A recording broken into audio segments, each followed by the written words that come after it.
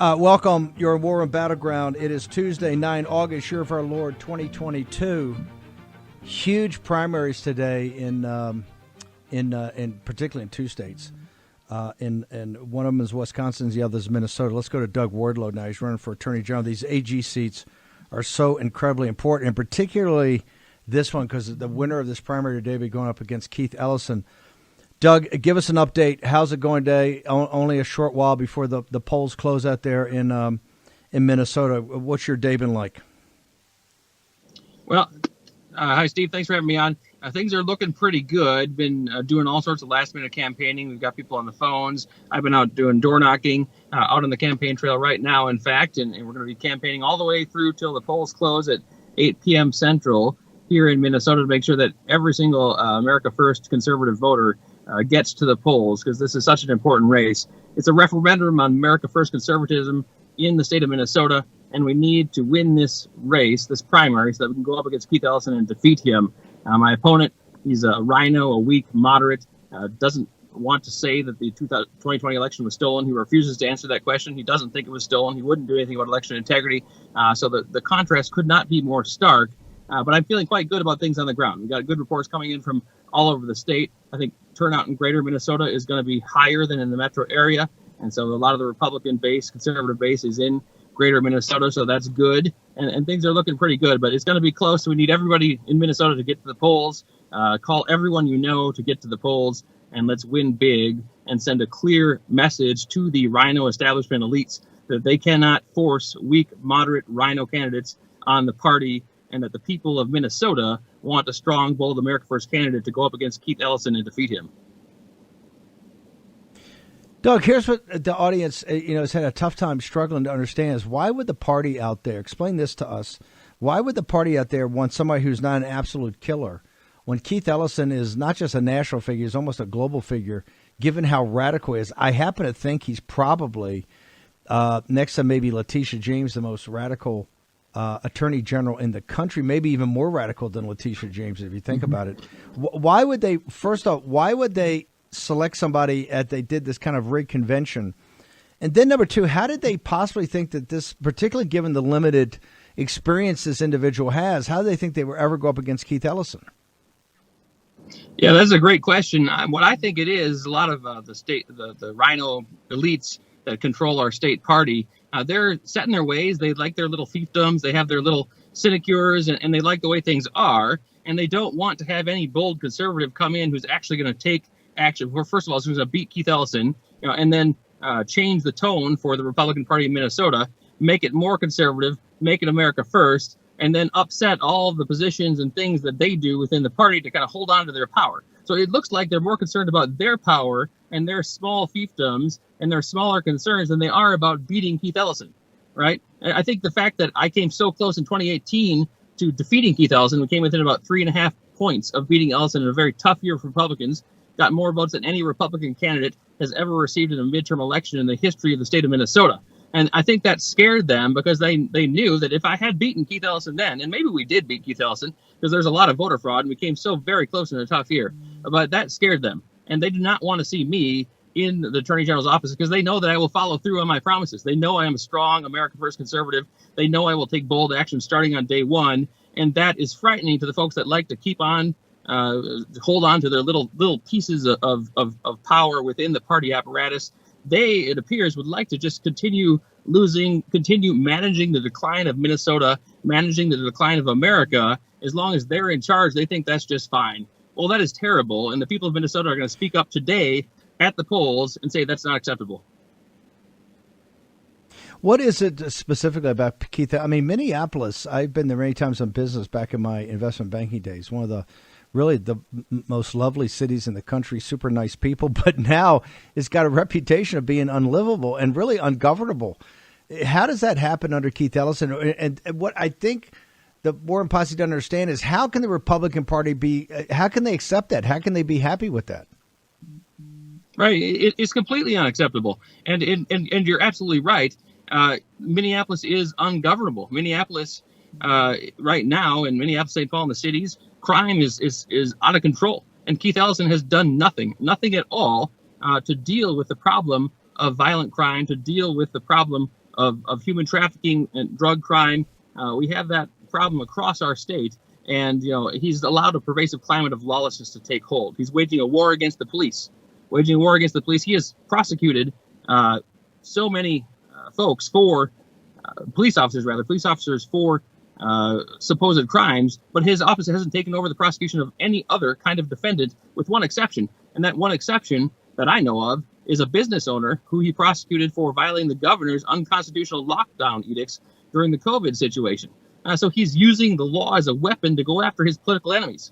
So it should be clear to the Republican Party and to everybody, all Republicans and all people, that we need to stop that. We need to return to the rule of law. We need to restore law and order in our state. But unfortunately, some of the rhino elites that control our state party here seem to care more about themselves and their own power and their own small concerns than they do about the state of Minnesota.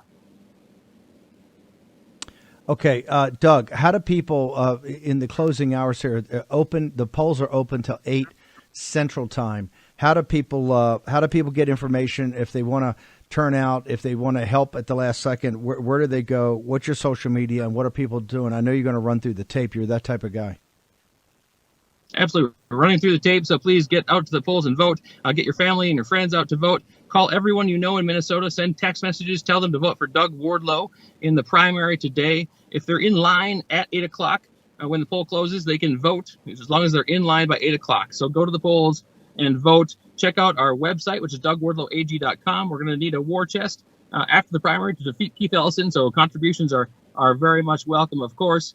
And take a look at social media. Follow us there. We're on Getter. We are on Truth Social, on Facebook, and on Twitter. Doug Wardlow, fight on. We'll check in with you tomorrow. Doug Wardlow, of course, we'll be watching all night on Getter. Doug Wardlow running for AG. These AG seats are incredibly important. In a minute, we're going to have Jim Marchant. He's going to join us about the Secretary of State, but I want to go to Todd Bensman. Todd, we got a little more time to develop, and I wanted to have you before Marchant, because Marchant's putting together the coalition of secretaries of state, and he's running for Secretary of State of Nevada. And we know how big an issue illegal alien voting is. So I want to walk me through and take a second. This Federalist piece we had you on this morning. When you got off, people's heads were blowing up because we had Oscar Ramirez on yesterday talking to us about the expulsion certificate in Mexico. I guess they've now given them expulsion certificates, these migrants that are coming through.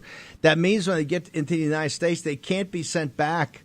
Even if they're rejected, they can't be sent back to Mexico. They have to be sent back to the country of origin. So walk us through everything the Biden administration has done to create this, what you call the superhighway.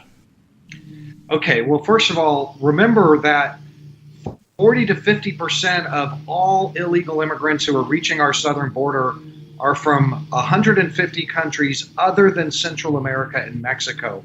It's the highest proportion in the history of the United States in anybody's memory of people from all over the world. And the way they got here was through the Darien Gap jungle that separates Colombia from Panama. It's a major bottlenecked corridor through there. It took typically about 10 days to get through there. It was somewhat of a deterrent for years and years, but we had about 140,000, the most in history, cross through there in 2021. Huge numbers, and people were dying. The New York Times, the Wall Street Journal, the Washington Post all suddenly discovered the Darien Gap in late 2021, and they went down there and they did all these reports. And they came back with, horror stories. And right after that, the Biden administration began all this shuttle diplomacy, sending diplomats and Mayorkas and Blinken himself to Panama.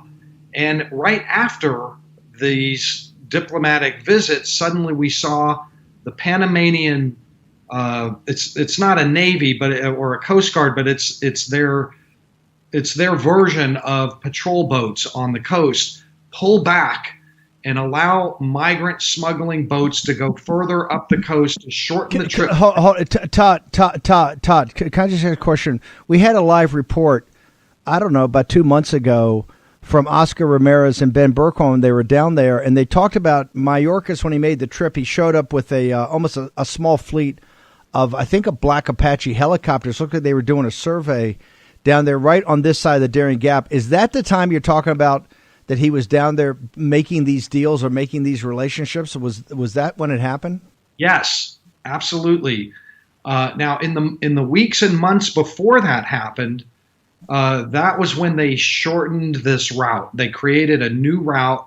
And then in April, they signed a bilateral agreement with the Panamanians that talked about better managing the migration flow in a humane and orderly manner.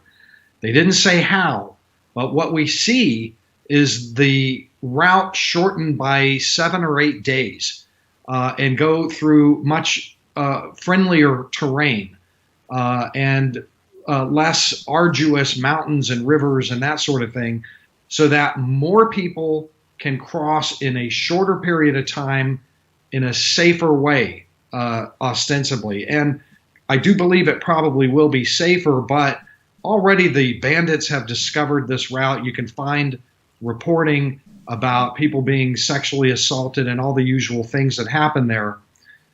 At the same time that they shortened the Darien, so just remember, all the New York Times reporting and Washington Post, Wall Street Journal that you may have read a few months ago, obsolete now. It's a short route, 2 to 3 days tops to get into civilization and then on your way to Mexico. That's a Mayorkas diplomatic initiative. The other thing that Oscar was talking about that's very closely connected to this is because at the same time Mayorkas and the Blinken State Department were meeting with Mexican officials, lots of reporting about all these secret shuttle diplomacy going on with Mexico.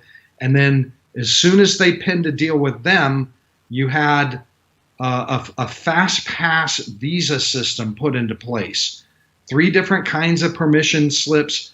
I won't get into the details of them all, but the bottom line is that now when those people come into Mexico, instead of getting blocked up by the National Guard, they're getting right in and straight to the U.S. border. Panama, Mexico, U.S. border, superhighway. This is what I don't understand. The U.S. government, should it be in the business of making it actually easier to get? I think that's what shocks people. Are they should be in the business of making it easier for illegal aliens or anybody to get up to the southern border and cross the United States? Or should they make it not inhumane, but they're not in the business of creating a super high? I don't understand what the logic is unless it's to make sure that you flood the zone with illegal aliens and migrants. Is that it? I mean, is there any other logical conclusion to that? There is a mantra. Listen to it. When senior administration officials speak about immigration, illegal immigration, they always say these words. Our goal is safe, humane, and orderly migration. That is our goal of our policy. Not blocking, stopping, reducing, shutting it down. It's safe, orderly, and humane. And they have accomplished that. They have worked steadily toward that. And when Mayorkas was asked recently, like a month or two ago, about, I think it was Brett Baer on Fox News said, hey, isn't any part of your policy have to do with deportation, the use of deportation? And Mayorkas said, no. What we want to do is make lawful American systems, the asylum system, available to everyone. That's their goal. That's their policy. And they say it all the time. Listen for it. You'll hear them say that. So what then is to be done? I mean, you've laid out historic numbers. I'd just like you to go through to let people know the historic scale of this already. But what you're talking about, since they've created essentially a superhighway, is that this is only going to get worse, I take it. And you're saying they understand that that's not worse for them, that's better, because the plan's actually taking shape. And when we sit there and start arguing about Title 42 and all these other things, we're missing the point, because that's only on small marginalia, and they may have already really have a workaround to get away from Title 42. Am I correct in this kind of line of thinking? I believe so. And remember, we talk. I spend a lot of time with the immigrants, and I'm on the road with them. I've been down there a bunch of times, and the thing that people need to recognize and remember is that when you make the Darien Gap shorter, and when you make Mexico hand out fast pass visas of all different kinds, the immigrant community, intending aspiring immigrants, send that out on their chat rooms. They send selfies out. The way is open. So this is the reason why I believe the numbers that now will be coming through the Darien Gap will be greater than anything we've seen before, because it's easier now. Anybody can do this, just about, grandmothers and grandpas and children, and I think it's going to vastly increase the number of people that are coming through. And if you just look at a percentage of people who will die, not just in the shorter Darien Gap and be victimized, but in Nicaragua, Costa Rica, Nicaragua, Honduras, Mexico, the cartels, you're still going to have a lot of people die because of this. It's not necessarily going to save lives. And it's certainly not in the American national interest to have unimpeded numbers of people flowing to the American border and getting in and onto buses and spreading out to all corners of the country into U.S. cities. This is why one of the reasons you saw the raid on Mar-a-Lago, this is what one of the things they hate the most about Donald Trump, is about his focus on the sovereignty of our country, and particularly the sovereignty of our southern border. When you say vastly increase the numbers, just go through the numbers to date in the Biden administration, and in your perspective, the historic scale of that before we talk about the vastly increased numbers. Well, in a typical bad year at the border, we might have 800,000 or maybe 1 million in a bad year be apprehended or arrested and processed at the southern border. In a typical year, it might be half that, 500,000, something like that. In the very first year of the Biden administration, 2021, we had more than 2 million cross that border. And in the 6 months since then, in a total of 18 months, we've had 3.5 million. We're on track for 4 million by the end of the fiscal year altogether since the administration opened the gates, so to speak. Of those, not all of them have been invited in, but we know for sure that at least 2.3 million have been entered into the country, paroled in, or got away through Border Patrol. We know this by court filings in a lawsuit from Texas against the Biden administration, filings in that case.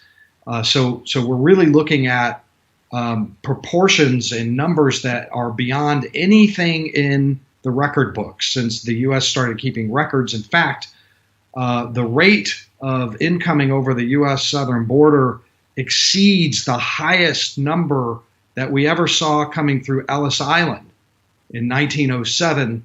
The number coming that were brought in through the famed Ellis Island are nothing compared to this. And we just started a year and a half ago. This is something that is really, truly historic as an event, as an American historical event. And it's largely unrecognized, I think, yet. But history has a way of correcting things. And this is a historic event. It is. Of the 4 million have gotten here, 2.3 million are remaining here. Of the 2.3, but the 4 million is apprehended, right? So my point is, of the 2.3 million, are you sure you're counting the gotaways? Because aren't the gotaways on top of that? Aren't those 2.3 million of the 4 that have been apprehended and then ushered into the country? Well, it appears like that they have paroled in officially with papers in what I would regard as an extra legal process that they came up with as an ad hoc. We think we can do this, so we're going to just let people in without being detained or put into removal proceedings. About 1.3, 1.4 million of those we know from the filings.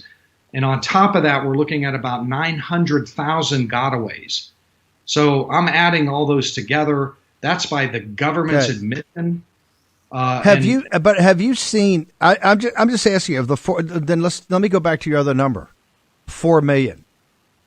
If you had 4 million, you would literally be sending back every day thousands of people. My point is, have you seen any of that? Is there any record of that at all? Is there any footage, or could you know any Border Patrol has seen literally, if they 1.3 million for 2.7 million people turned back to go across the border? Has that been reported in Mexico? I just find that number astonishing. Here's the thing. The government lies about every one of these numbers. If 4 million is the overall number and 1.3 is the one paroled into the country, that's not including gotaways. I don't want to just leave those off to the side. Todd, do you know of any incident? Can you point me to any Border Patrol guy, any ICE agent, any Mexican official that's seen you sent a couple of plane loads of Haitians back. I got that. A couple of Haitian plane loads. So you got, 10 plane loads. You got 1,000 people. You're talking about 2.7 million people. I know how we got to the $4 million number because I've been looking at the calculation of every month. It's just bigger than the army that hit Normandy Beach on June 6, 1944. Is there any evidence whatsoever that the government's not lying about the 2.7 million? They say that essentially they did not parole into the country, sir. Well, remember, when Biden entered office, he inherited Title 42, the instant expulsion for the pandemic. That under Trump was 100%. The reason we have the crisis that we have now is that on day one, the administration opened up exemptions, big, gaping, wide exemptions to Title 42. Family units, pregnant women, and unaccompanied minors were just being let in from the beginning. But singles and some families were still being pushed back under Title 42. There was no consequence for that, so they would turn around and come right back again and again and again. And so a lot of the number of the 4 million, a lot of them could very well be the same people trying again and again. The issue with that is that for every attempt, Border Patrol agents have to work. They have to be there to work and process them. And so the burden and the toll on our Border Patrol was just crushing. And that also meant that they had to do a lot of processing duty, which opened the gate for the gotaways and runners. So the number of runners went way up because of that. But we were still pushing back probably 65, 70% of everybody that we apprehended, and they would just turn around and come back again and again. I met them. I saw them. I would ask them, how many times have you tried? 5 times, 6 times, 3 times, 4 times. So that was happening. In recent months, however, Steve, is the proportion of pushbacks under Title 42 has shrunk to about 35 to 40% now. They've opened the exemptions even wider for 42. Title 42 is like barely there now.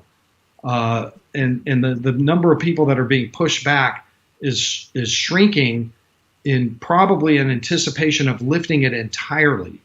When they do lift that entirely, and that will happen, it's in there by court order right now, but when they do lift that entirely, then watch out, man, because that super highway that I talked about, they're already coming in on that thing, and everybody then, 100% of everybody who crosses is going to claim asylum, and a great proportion of them will be allowed to stay.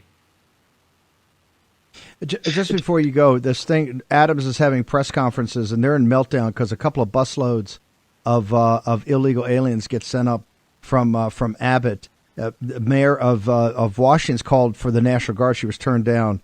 What's the stat? Is this just all performative? They're getting a couple of hundred, maybe 1,000 illegal aliens, and they're in full meltdown. We got about a minute, Todd. What are your thoughts on that? Well, what I would say is that there is a conveyor belt roaring all day, every day, 7 days a week of migrants that are being processed in and put on these buses and planes and flying all around to cities across the country. And I can tell you that people have been on their own dime and on their own, under their own propulsion, have been heading to New York City for 18 months straight by the thousands. New Jersey, Massachusetts, New Hampshire, all of them have been going there. So to hear like the mayors of some of these cities complain about this now, it just defies belief. Like, have they been living under a rock? How could they not know that tens of thousands, hundreds of thousands of immigrants have been landing in their cities for 18 months straight? It has nothing to do with anything Abbott did or Ducey or anybody else. They're not just landing in the East Coast either, the West Coast and everything in between. Brother, can you give us your social media and how the people get to your book? We got about 20 seconds. T. Bensman at Getter. And also you can find my work at Center for Immigration Studies, CIS.com, toddbensman.com. And my book is America's Covert Border War, right there behind me. We'll push it all out. Thank you, Todd.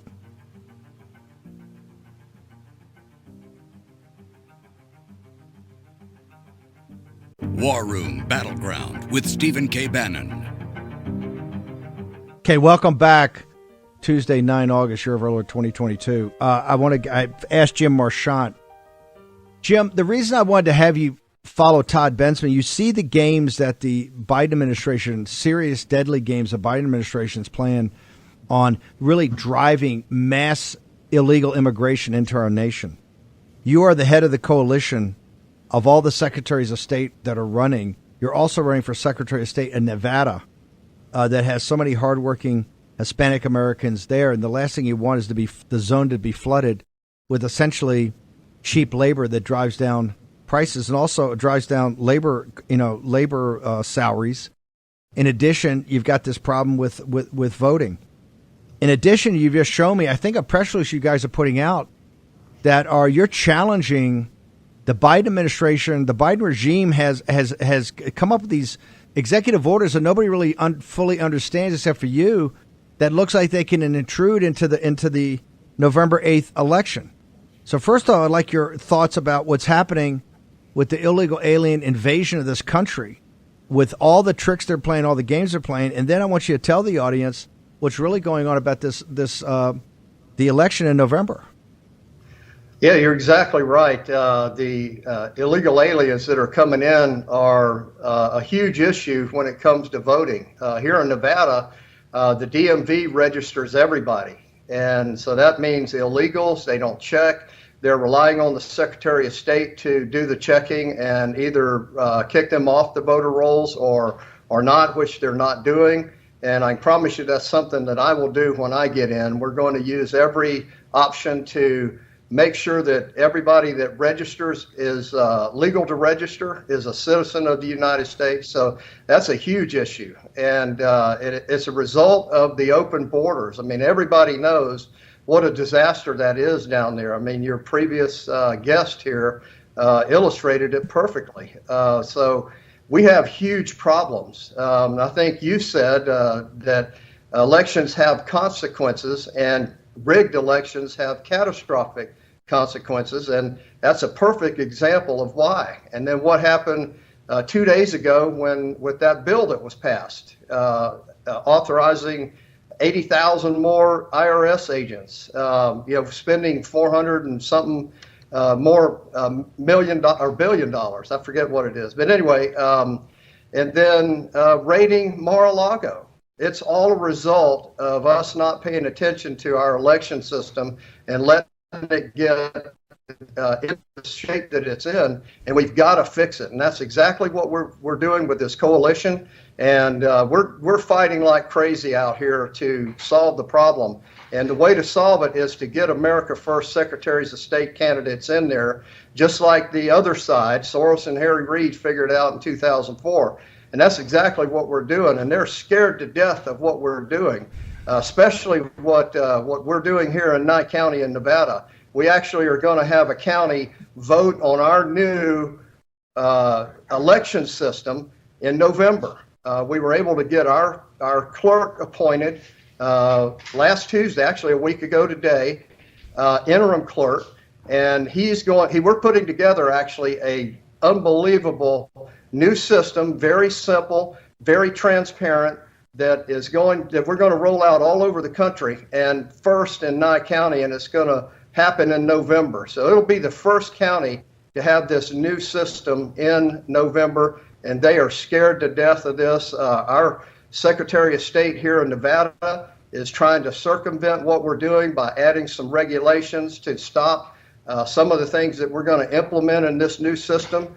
And we're going to invite all the people of Nevada that's watching right now to comment during the comment period that they have advertised. And we've got to tell them that, leave us alone. Let us build the most secure, transparent, simple election system that the country has right now. And that's what we're going to do. And we're going to fight like crazy to make this happen. And, thank you for helping us too. We really appreciate it.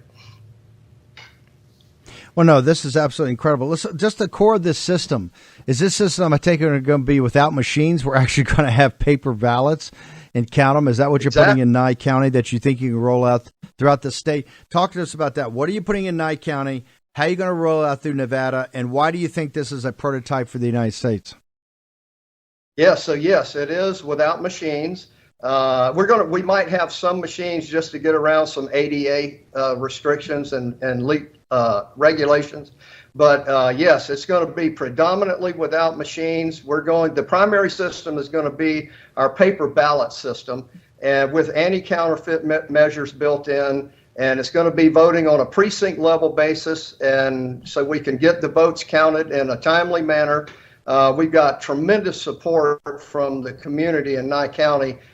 Just tons of people are volunteering. We want to help. So we're not going to have a shortage of people that can help us make this happen. But yes, we can roll this out not only all over the state of Nevada, but we're going to roll it out all over the country. This is the new system that our coalition hopefully will adopt, and we'll put this out all over the country. And if we do, we stopped some of the things that happened 2 days ago with the bill that passed in the legislature, and then the raiding of Mar-a-Lago, things like that. And, tell me what happened in Mar-a-Lago is different than what, Hitler did with his brown shirts. It's scary where we're going right now. Jim, explain to people, there's a lot of confusion. These executive orders or things have been passed in bills. I think you guys put out a press release. Where do we actually stand with the Biden regime's trying to intrude into what is a state process? You're running to be the Secretary of State of Nevada. Now, you're running in a coalition with other people who try to all say, hey, we're putting forward the same program. But Christine Karama, Mark Fincham, they will be responsible for Michigan and Arizona, respectively, and as they run their states by what is acceptable, what's passed in the states. People are confused. What has Biden actually done? Because there's a lot of rumor out there, and you're always the best clearinghouse to kind of get it straight. Tell our audience right now, as you see it, the head of the coalition, what is the Biden regime trying to do? Well, if you remember, a while back, they tried to pass a bill, maybe Clyburn, maybe down in South Carolina, that would federalize and centralize the election system nationally. So this is just another effort that they're doing by just using executive orders to centralize the election system throughout the country. And you're right, we've got to This was hang on. This was Senate Bill 1 or House Bill 1 that didn't even have any opportunity to come to a vote because it was so over the top, so insane. Everybody has said this, even Democrats said we can't bring this thing forward. You're saying after that, which had basically a federal grab of the elections, then Biden tried to chop it into executive orders and do it that way? Exactly. Their goal is to centralize our election system across the country into Washington, and we cannot let that happen. I mean, we've got the 10th Amendment, we've got to exercise our rights, And that's what they're doing. They're using executive orders now to do that. And I just wanted everybody to be aware of that. So we're on top of it. We understand what's happening, and that's why our coalition is so important to keep exposing what's going on. But that's their goal, is to centralize the election system so they have 100% control. They can stop people like myself in Nye County and the commissioners there and the clerk there. They can stop them from being able to decentralize the election system around the country. So that's, we've got to be aware of that, and that's exactly what's happening. Jim, talk to us about pulling the party together, your own race in Nevada. Talk to us about Nevada. Is everybody coming together? Or are you still being thwarted like you were in the primary by the Republican establishment? Yeah, still have some issues with the Republican establishment, and we're having issues with that. I think a lot of us America First candidates around the country are having that issue, but we will overcome it. We've got a really good chance to win this in November. My opponent is a Harry Reid aide and lawyer, and so that's what we're up against. And we've got a battle. They're well funded. That is a huge issue for us America First candidates. We don't have the funding that they do, and but we will prevail, I believe. I think the people understand what's going on, and we've got a call to action. And I did a press release this morning, a call to action for America First candidates and actually elected officials to come together and let's understand what's going on right now so that we can make sure we don't fall in a trap, because the things that have happened the past 2 days are pretty disturbing. So we need to be aware of what's going on and make sure we don't fall in a trap, like I said, and prepare for what they're trying to do. So yeah. I know you have more than just Secretary of State, but just roughly, how many Secretaries of State now are part of the coalition? We had as many as, I think, a little over 20, but the primaries have happened and some of ours didn't win. I think we're around 8 or 10 right now, and they're still alive. We've got myself and Mark Fincham, Christina Caramo in Michigan, Diego in Indiana, Jay Schroeder in Wisconsin. We just lost last week one of our guys in I think, Nebraska. And so anyway, we've got a bunch of good people, and if we can get some of us elected, we will fix our country. Okay, Jim, where do people go? First, I'll find more about your Nevada race. Number two, the coalition, and I want to make sure everybody gets access to these press releases you're putting out, because you're giving people heads up on these big issues, particularly the Biden administration. Remember, Democrats can't win if they don't cheat. And right now, they're trying to do everything in the world, particularly these executive orders, to intrude in the November election. They are throwing everything they've got at us America First candidates, just lying, which, is fully expected. But, we just got to fight through it. I'm a fighter. You're a fighter. We're going to fight through this. And, so just to stress again how important the coalition is. We need help with volunteers, anybody that's listening in the states that have candidates that are still going, reach out to us and we'll get the word back to the candidates. And certainly funding, we need the War Room Posse to step up and contribute to the coalition. All of that, 100% of that money goes to the candidates, and we need it. We don't have a George Soros, and it really, really helps us. So like to ask the War Room Posse to step up and help us. And you can get to that website as SOS, the number 4, America.com, SOS4America.com. And I could certainly use some help too in my race in Nevada, and it's JimMarchant.com. And everybody reach out to us and volunteer and contribute everything you can. And we're in the battle of our lives. It's a battle of good and evil right now. And there's a lot of evil, and it's hard to overcome, and we really need the help of everybody out there. And I'd like to thank everybody that's contributed and stepped up so far. It's really made a difference, and it's going to help us prevail in November, because that's what they're afraid of. They know that what we're doing is going to enable us to not allow them to have the power that they have right now. They are oppressing us in almost everything in our lives right now, and we've got to stop that. And the way to do it is to get us America First candidates, Secretary of State candidates elected, and then we have a fair and transparent election all over the country, and that's the name of the game. If we do that, we fix our country.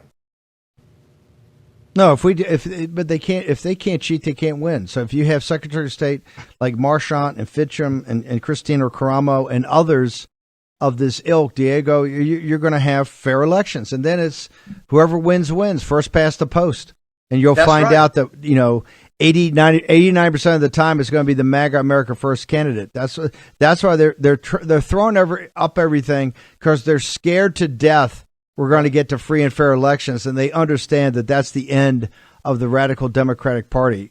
You agree with that, brother Jim Marchant? 100%. I am convinced that Nevada is a red state if we have a fair and transparent election. And like you said, I am not looking, and our whole coalition is not looking to tilt the playing field one way or another. We want it perfectly level. We want it transparent. And by the way, we're in our system.